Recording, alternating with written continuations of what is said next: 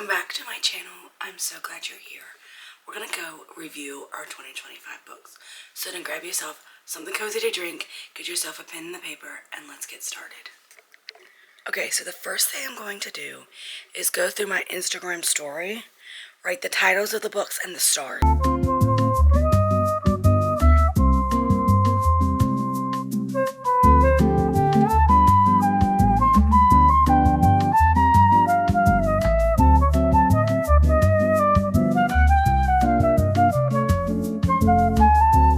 Then, once I'm done doing that, we'll pull all the books and we'll talk about each one, how to rate them.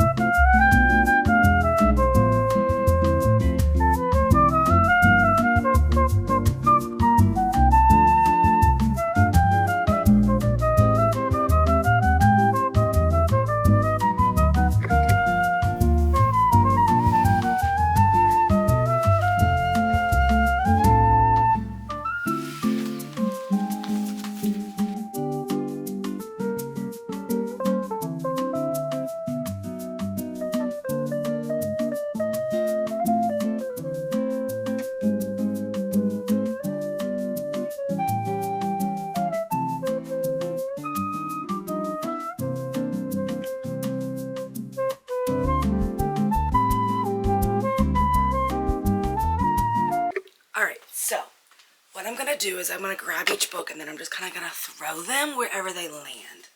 So, first book we read was Life's Too Short by Abby Janemas, and I gave this a 4.5.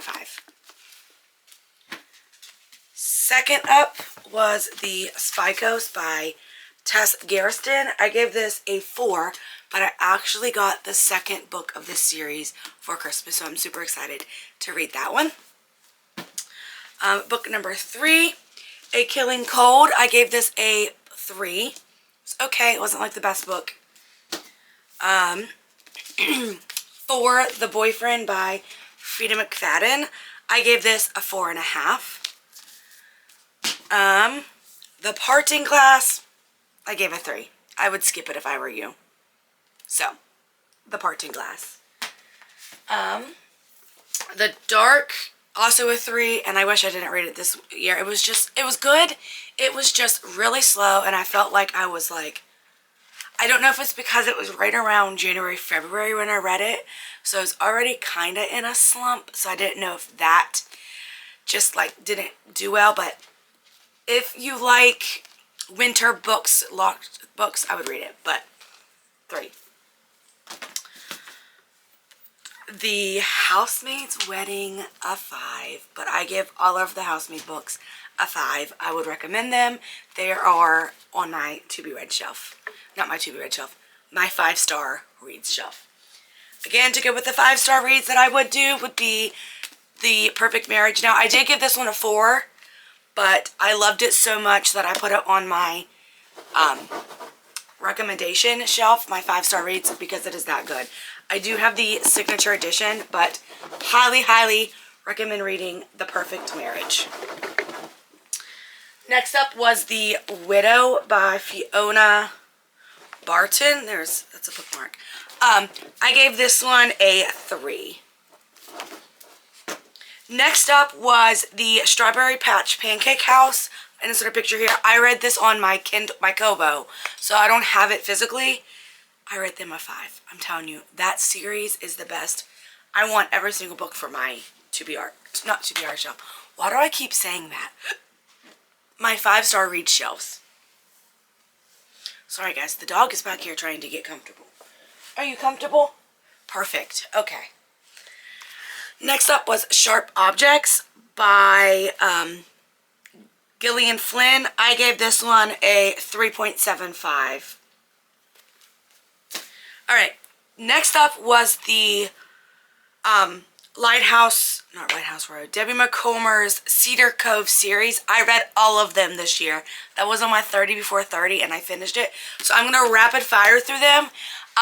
Most of them are a 5 or a 4, except like 2, and I will let you know. So I'm not going to tell you all the ratings, but these books, Debbie Macomber just has a way of writing for me. She's one of my favorite authors.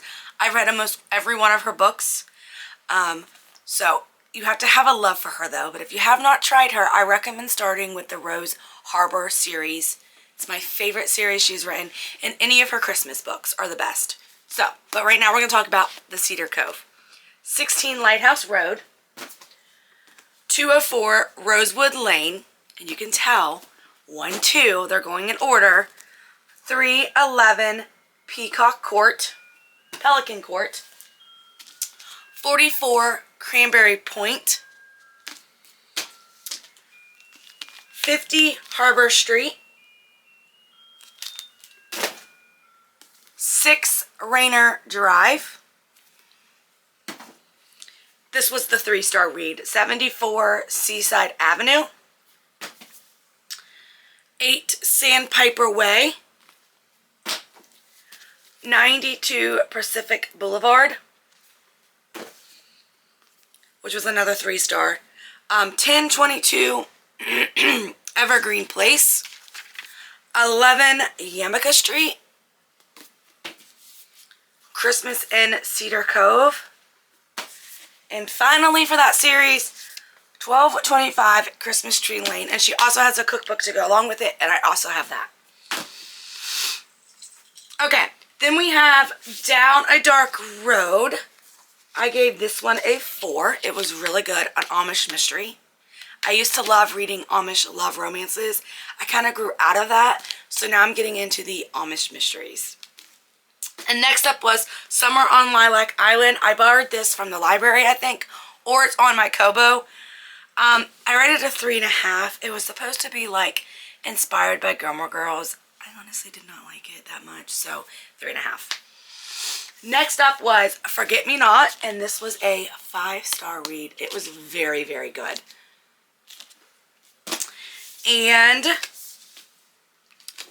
The Perfect Divorce goes along with The Perfect Marriage, and this is a 5-star read for me, and it went on my 5-star read shelf. And then I got the collector's edition as well, and they go hand in hand. You can see, like, this is the first one, this is the second one.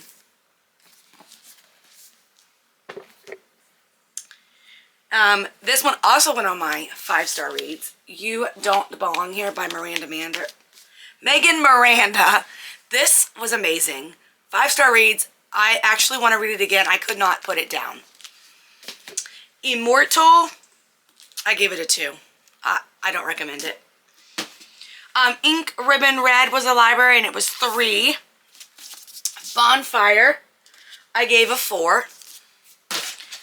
Someone Knows. I gave a 5, and this went on my 5-star reads as well. It was really good. The Academy, library book, 3.5. No Rest for the Wicked, library book, I gave a 4. No One Will Miss Her, I gave a 3. Shady Hollow was a Kindle book, Kobo book, and I gave it a 3. I don't think I want to read the rest of that series. It was not. The Bitter Season, I gave a 4. The Broken Girl, no. Yeah, The Broken Girls, 4.5. The Gingerbread Bakery was my least favorite of the Dream Harbor series, but I still gave it a 4, and I would still recommend it because it's super awesome. You Must Remember This, I gave a 3. The Holiday Swap, I gave a 4. Silent Night, I gave a 5. I love Mary Higgins Clark. 7 Days of Us, I gave a 3.75 just because I felt like it drug on. Like, I feel like she could have made it go a little faster. And then the last read of the year was A Very Merry Christmas, and that was book 46. I am currently still reading The Crash by Frida McFadden.